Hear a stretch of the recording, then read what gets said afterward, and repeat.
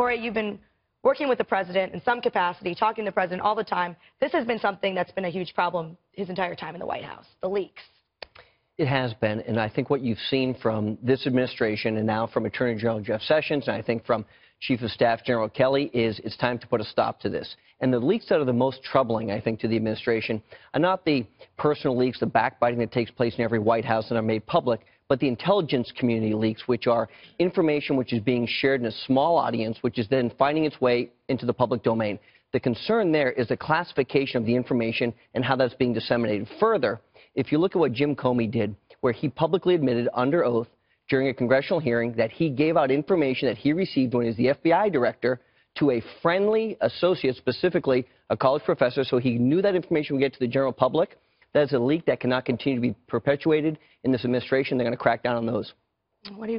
Ebony, what do you think? I mean, some of the information that's been leaked is concerning to me on its own. I also understand how the leaks, they create a serious environment where there's no trust at all in the White House. That could be a huge problem. Oh, absolutely it is. But I want to go back to Corey's point, and, you know, I know the Comey thing is not what you want to be doing, and we don't want to be perpetuating that. But I agree with you, Corey. My real issue are the national security leaks, the things that have Theresa May and other allies across the globe questioning, hey, do we give as much information as we have been traditionally to the U.S. if this is going to be a problem that's going to affect our national security globally? I'm talking about many countries in Europe. I'm talking about Israel and other allies. That's a real serious threat. What really matters is why did this start and when did it start? This started in the Obama administration when they decided to unmask people who were disclosed in intelligence intercepts. When they made the decision to unmask Trump people, U.S. senators, congressmen, get that information, it is clear from what we know on the public record that a purposeful effort was made to leak that information to key sources in the press, to embarrass people, to create conflict. It continued after the new president came. The unmasking or the leaking? Because we know those are different things. The unmasking, in my opinion, was clearly improper, probably illegal for political reasons. The leaking was definitely criminal activity and should have been the subject of a criminal investigation from the very beginning of this administration. Trump has had a tough time since he got in there. Look, everyone knew that the left was going to give him a hard time. They knew the progressives were going to give him a hard time. His issue is, and my issue is, that he's being attacked from his own party. He's being attacked from people who look like GOPers, who certainly aren't conservative and certainly aren't pro-Trump. Corey, correct me if I'm wrong, but some of the people not only leaking but pushing back on his agenda should be on his side and hoping for a more solid and more leak. On his side, how? Do you mean by not leaking, or do you mean by other things besides absolutely, pushing back on policy, but also by so a lot of people who are leaking, my guess, are Republicans.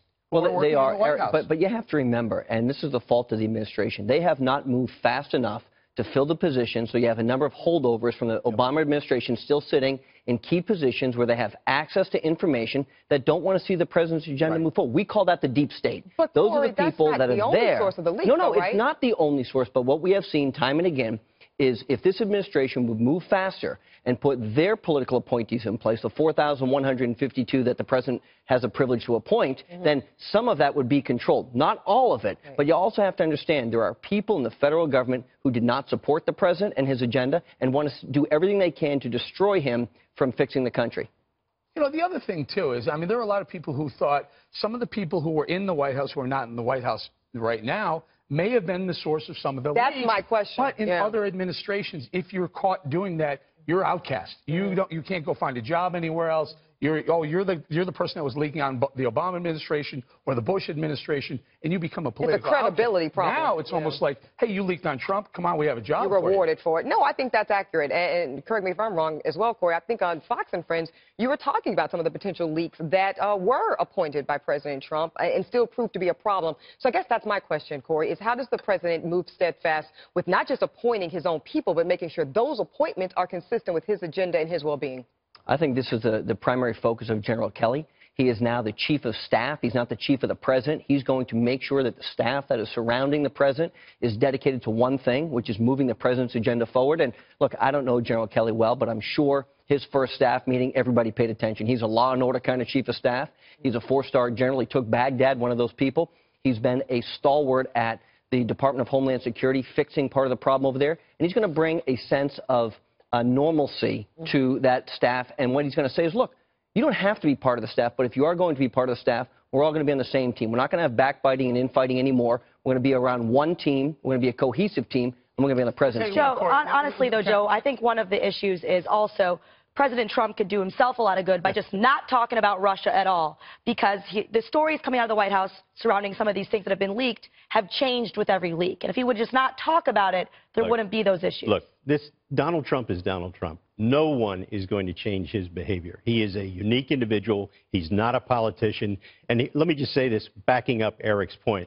Those senators, those members of the House of Representatives whose seats were saved by Donald Trump, no one could have done for them what Donald Trump did for them. The loyalty that they owe him is unbelievable. And what they did on the health care bill, what they did in the Senate to abandon this president was unbelievably cowardly. Those three senators, Collins, Murkowski, and McCain, whatever you think about them generally, what they did was a disgrace, and they betrayed their president. That's the policy side. I want to go back to Corey on something I think is very important to move this discussion, the ball forward. Corey, when you were running the campaign, there wasn't this stuff going on. I remember this distinctly. I watched you guys every single day.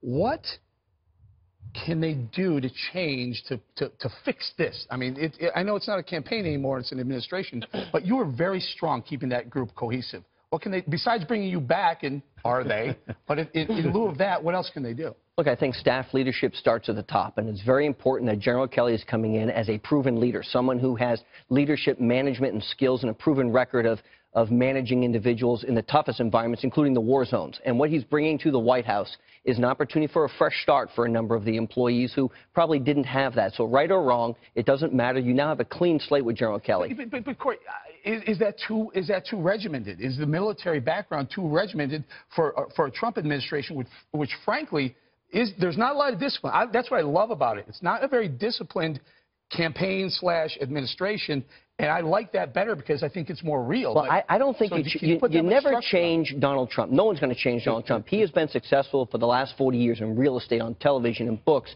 running for office. When no one said he could be, he's the greatest we've ever seen in all of these things. But the point is this. You have to bring some structure to the staff. And if that means you control within relative amount who speaks to the president on policy issues. So it's not just the open door that anybody can say anything they want. That is the structure that is beneficial. Now, I think General Kelly is going to understand. He's not going to change the president. The president's still going to make phone calls to people and friends and colleagues and contemporaries to get their opinions.